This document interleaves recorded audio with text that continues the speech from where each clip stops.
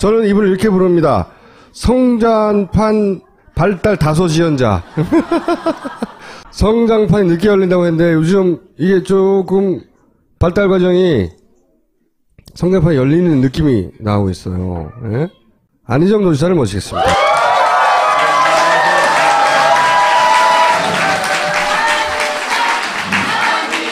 안희정이랑 여친분들 얼마 받고 왔어요? 오늘 아침에 저랑 뉴스공장에서 인터뷰를 했었는데 손학규 전 대표더러 왜 은퇴하라고 했냐 했더니 어떻게 매년 동지가 바뀌냐고.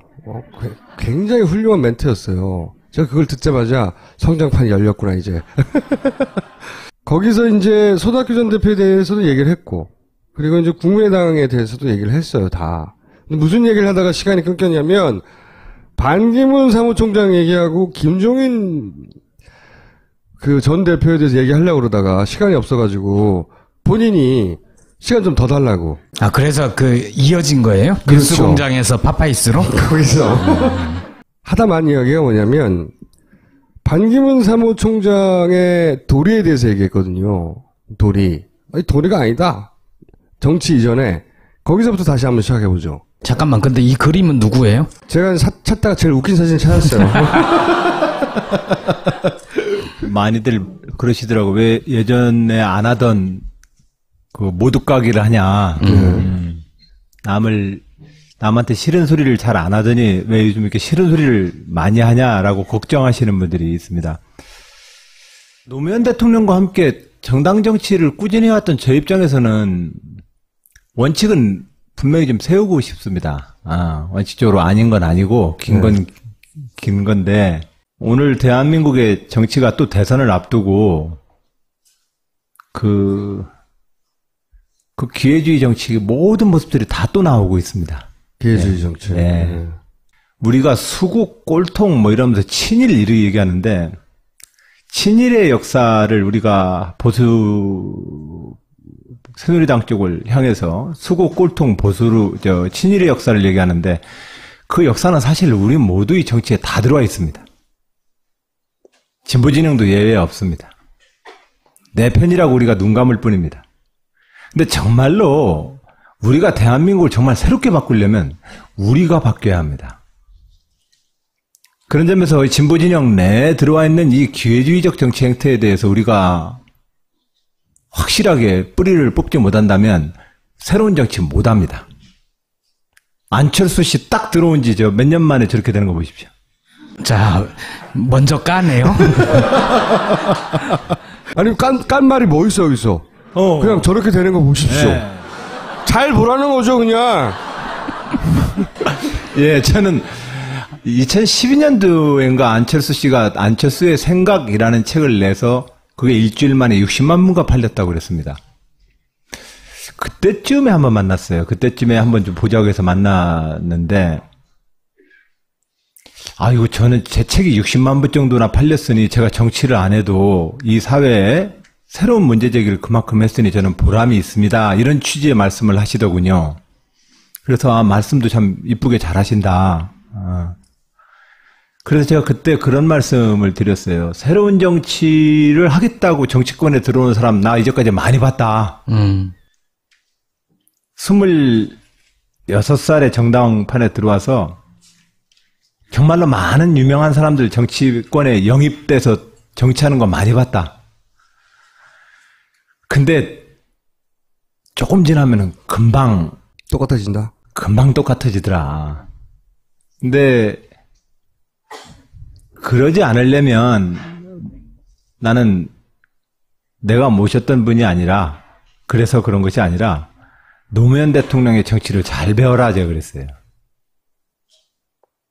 그 정치권에 들어와서 김원기 의장님이 예전에 그런 말씀을 하셨는데 정치판에 흔히 양아치란 표현이 있어요. 근데 민주화 운동하다가 정치판에 들어온 사람들이 양아치 중에 상양아치더라. 기존에 정당판에 있던 양아치들은 자기가 배가 고파서 그러는데 민주화 운동하다가 들어온 양아치라고 표현되어지는 민주 양아치는 배운 게 많아가지고 논리를 너무 멋있게 둘러댄다는 거예요. 똑같은 양아치 짓을 하는데 그러니까 더 교묘하게 하는 겁니다. 지금 사실상 우리가 정치를 봤을 때 자꾸 헷갈리는 건 마이크 쥐어지고 이력이 화려하고 마이크 쥐어지면 말을 너무 잘하거든요. 그러니까 자꾸 속습니다. 지사님도 말씀을 참 잘하시잖아요. 민주화운동 했어요. 그래서 제가 최근에 조금 더 이제 2017년 새로운 선택을 앞두고 좀 더 원칙적인 모습으로 제가 가지고 있는 소신대로 이야기를 하는 겁니다. 제가 누구를 미워서 그러는 게 아닙니다. 그 기준으로 보자면 반기문 사무총장이 본인이 보기에는 왜 자격이 없는 겁니까? 뭐 제가 그래서도 얘기했지만 상식적으로 생각해 보세요.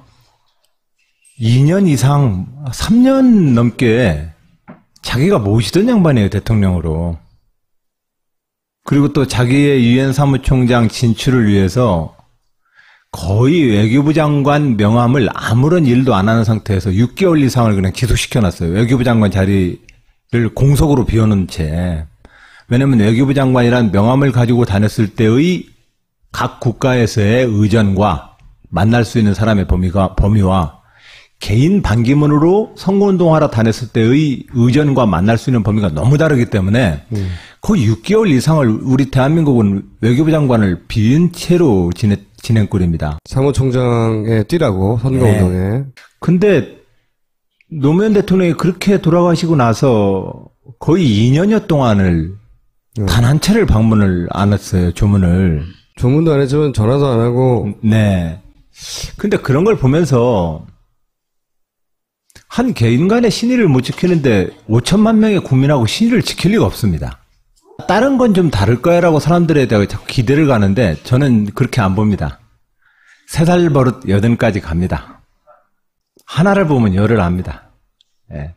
그래서 반기문 총장의 그런 신의 없는 태도는 지도자로서 이미 자격 상실이다. 난 그렇게 생각을 합니다.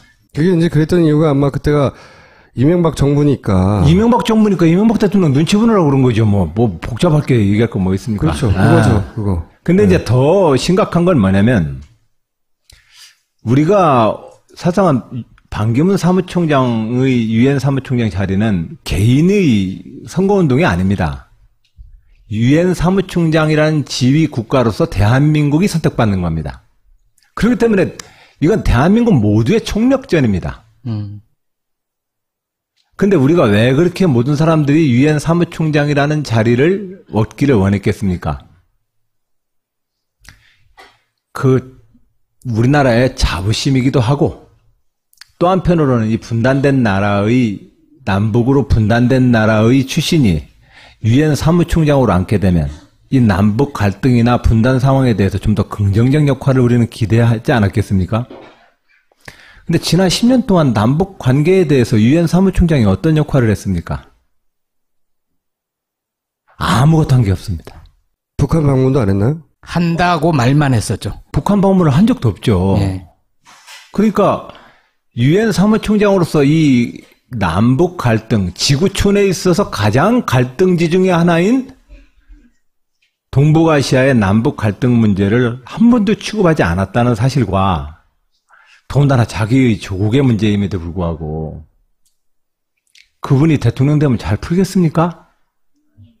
그런데 그분이 왜 국민들한테 사랑을 받을까요? 저는 그런 기회주의 정치로부터 국민들의 사랑을 빼앗기기 싫습니다.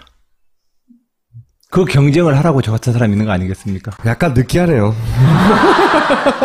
어쨌든 뭐 충청도의 관점에서 보더라도 충청도의 대표 선수를 반기문 총장하고 안희정 중에 누가 하면 좋겠습니까? 그만해. 충청 당연히- 북도하고 남도하고 갈라지는 거 아니에요, 지금? 당연히 충청도는 이런 미래를 만들어야 합니다. 충청도는 영남이 뭉치고 호남이 뭉치니까 우리가 핫빠지냐? 우리도 뭉치자. 김종필 총재가 그래가지고 지역정당을 만들었습니다. 그러나 충청도는 뭉치면 안 됩니다. 왜냐하면 영남, 호남에 의해서 3등밖에 안 됩니다. 그게 김종필 이해창 총재가 겪었던 충청도 출신 정치인의 좌절의 벽입니다. 대한민국에서 지역주의에서 오로지 재미 볼 수 있는 곳은 영남밖에 없는 겁니다. 그러니 충청도는 지역주의적인 정치를 위해서 단결해가지고는 지역의 이익도 못 지키고 대한민국의 좋은 정치하기 어렵습니다. 그래서 이 충청도의 미래, 그 미래를 놓고 저는 반기문 총장과 지금 중원에서 한판 붙고 있다. 한판을 붙으려면 지지율이 좀 올라와야 돼요. 아직은 혼자 싸우고 있다.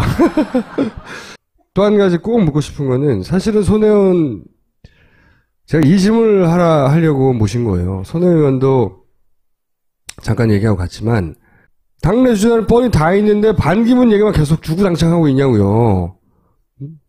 그러니까 민주당 후보로는 안 된다는 거 아니에요. 민주당에 있으면서 스스로 그 양반에 대해서 왜 민주당 내에 어느 누구도 입장도 말하지 않고 혼자 떠들게 내버려 두느냐라는 이야기를 손혜원 의원이 하고 갔어요. 반기문 사무총장도 중요한 플레이어지만 김종인 전 대표도 몇 명을 끌고 나가네, 혹은 뭐 제3지대에 나가네, 뭐 비박계가 괜찮네, 어쩌고 뭐 한참 그런 얘기 하고 있거든요. 본인이 플레이어가 돼가지고 나갈 생각도 없잖아 있는 것 같아요.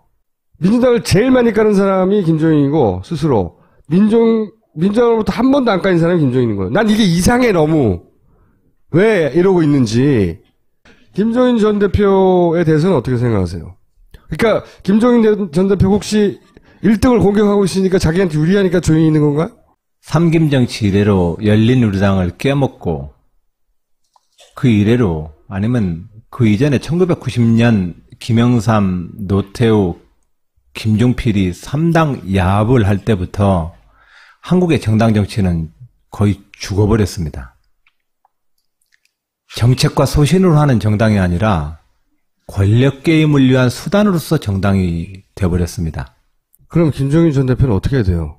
김종인 대표는 지금 그 행동에 대해서 옳지 않죠. 네. 그런데 성장판 다치고 있다.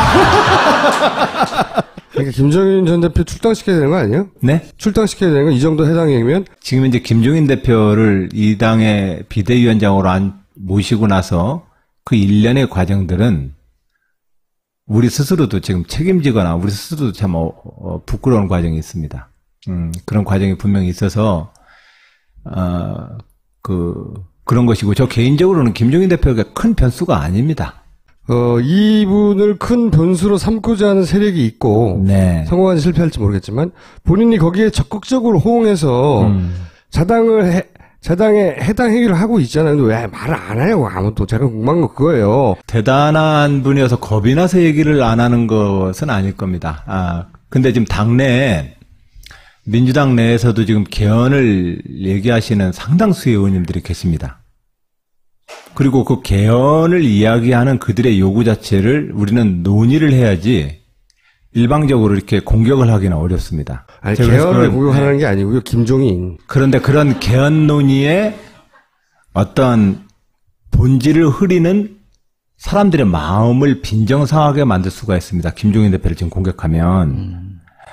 그래서 그걸 핑계로 해서 그들이 더 어긋난 행동을. 너무 비겁한 태도 아닙니까? 현실적으로 어떤 사람이 하면은 봐주는데 어떤 사람은 두드려 맞는 경우가 있습니다. 네. 예. 근데 이제 그것은 차별이라고 보기보다는 그 사람이 가지고 있는 정치적 포지션 때문에 그런 겁니다. 그걸 고려하지 않으면 일이 엉클어집니다. 그렇기 때문에 저는 그걸 고려하지 않는 사람의 말을 듣고 싶은 거예요. 네. 김종인 그 전 대표에 대해서는 저는 그 정도로 어찌든 간에 그 생각을 하고 있고, 현재 그분들의 움직임이 지금 자당 후보를 공격하거나 하는 것에 대해서 옳지 못하다는 우리 김어준 총수의 의견에 100% 동의한다는 정도로 제 의견을 말씀드릴까 싶습니다. 그러면 네. 때가 되면은 여기에 대해서도 발언을 하실 거예요? 제 입을 빌지 않고? 그 어떤 경우는 못을 빼내야 되는 경우가 있고 못을 그냥 깊이 쳐넣어야 되는 경우가 있습니다. 이걸 선택하기가 어려운 게 정치입니다. 이걸 늘 선택을 해줘야 합니다. 괜히 뽑는다고 해서 다 뽑았다가 온갖 목재 상하지 말고 어떤 때는 그냥 쳐서 내 거로 만들어야 되는 경우도 있고, 어떤 때는 아무리 내가 내가 그러니까 반쯤이 날아가더라도 후벼 파야 되는 게 있습니다. 예, 그 강약 조절을 하는 게 지휘관입니다. 김종인 모습은 어떻게 해야 돼요? 김종인 지금 전 대표님은 그냥 당분간 내버려 두면 됩니다. 내버려 둬도 다치지 않나요? 왜냐면 실질적으로 개헌 논의의 흐름은 이 대선 전국에서는 후보자들 중심으로 가게 됩니다. 그리고 이 후보자들 중심으로 움직여야만 태풍에 눈이 있어야 태풍인 것처럼 이 눈들이 어떻게 움직이느냐가 중요합니다. 저는 정치를 하면서 그 눈들이 쓸데없는 태풍이 만들어져서 정당 정치의 원칙을 크게 훼손하는 영역에 대해서만 지금 때리는 겁니다. 그렇게 그걸 내버려뒀다가 온 데가 지금 태풍이 불어가지고 다 망가지기 때문에. 김종인 전 대표 하는 말은 단 하나도 말씀하신 원칙에 맞는 게 없어요. 그럼요. 네. 근데 그건 태풍의 눈이 아니라니까요. 눈이 아니고 못이다. 아니, 태풍으로 치면 그냥 태풍으로 성장하려면 열대성 저기압이 습기를 만나야 됩니다. 습기를 만나야만 태풍으로 커지는데. 이게 반기문 습기를 만나려고 하는 건데, 지금. 아닙니다. 제가 볼 때는, 김종인 대표는 그냥 습기 정도입니다. 습기. 김종인 대표님이 이 방송 들으면 서운하실지 모르겠는데. 안 들어요. 김종인 대표님의 고민은 그 고민대로 제가 이해합니다. 그러나, 자당 후보를 놔두고 그렇게 하시면 안 됩니다. 예, 제가 나중에 만나면 잘 얘기하겠습니다. 김종인 대표를 여기서 아주 신랄하게 비판을 하면 또 그런 얘기가 나올 것 같아요. 거 봐라, 문재인 홍위병 맞다. 응? 문재인 욕하니까 나를 욕하는 거 아니냐. 그렇게 얘기를 하고 나올 것 같은 생각은 들어요. 근데 정말로 좋은 싸움은요, 우리 모두를 흥분시키고 짜릿한 쾌감을 줍니다. 그러려면 자꾸 지엽적인 거 빼고 알짜로만 서로 얘기를 해주면 됩니다. 나는 이래서 널 비판했어. 그래? 아니야, 나는 이런 생각이 있어.